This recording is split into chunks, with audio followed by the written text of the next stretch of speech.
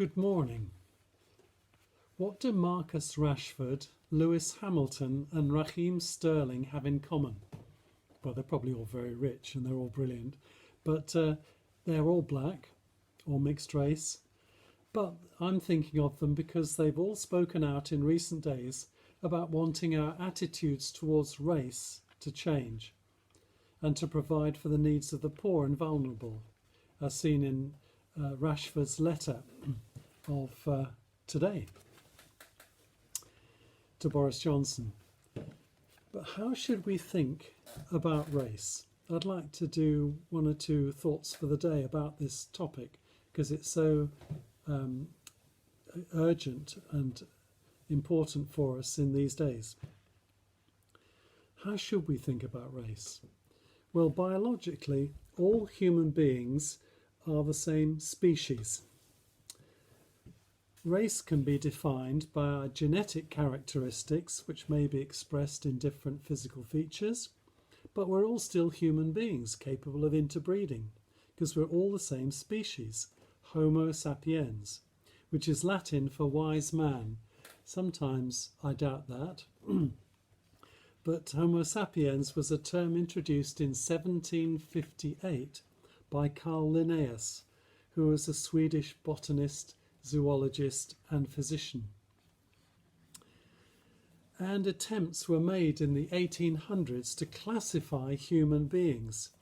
And after Charles Darwin, these classifications were used by some to become a hierarchy, where the survival of the fittest became a self-serving proof that white Caucasian Europeans had evolved further and therefore were superior to and more intelligent than all other races.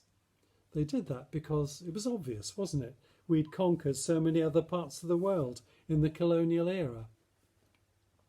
Well, these assumptions supported theories of racial superiority and, at its worst, eugenics and genocide.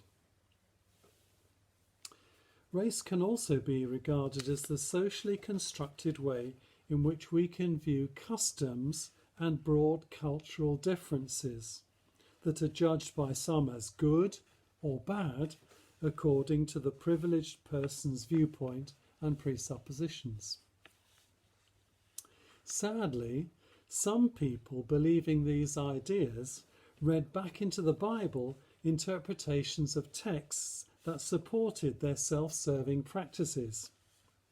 Christians have been susceptible to this, but if we take the Bible as being a record of what God has given us to help us see the way in which He regards human beings, we learn from the first book of the Bible that all human beings are made in the image of God and therefore have equal worth and dignity.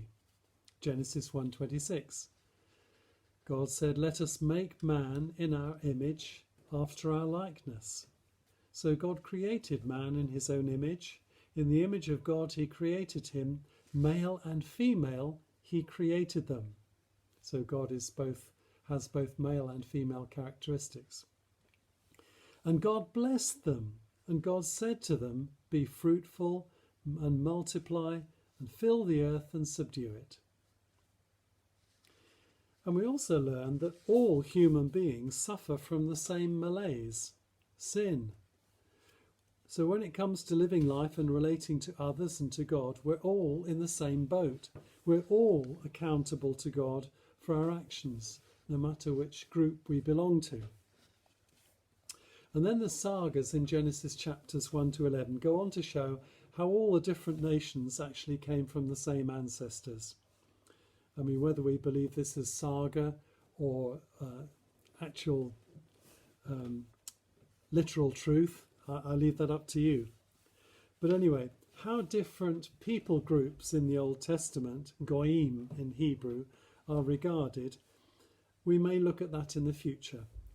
But by the time of the New Testament, Jesus taught by implication in this parable of the Good Samaritan that we're all neighbours and should treat each other as such. Paul the Apostle, despite his recognition of and teaching about the different social classifications and divisions of different groups of people in his day, slaves, for example, Paul went on to say that there is neither Jew nor Greek, there's neither slave nor free, there is no male and female, for you are all one in Christ Jesus. So I interpret that as meaning, in the church we are all equal before God. And the bad news, for those who consider themselves a cut above everybody else, is found through the writer of the last book in the Bible, who revealed in his vision of heaven, after Revelation 7 verse 9, after this I looked, and behold, a great multitude that no one could number, from every nation, from all tribes and peoples and languages, standing before God's throne, worshipping. Other racial groups will be there and will all be on the same level before God, which actually I think is good news. But perhaps more about this next time. Have a good day.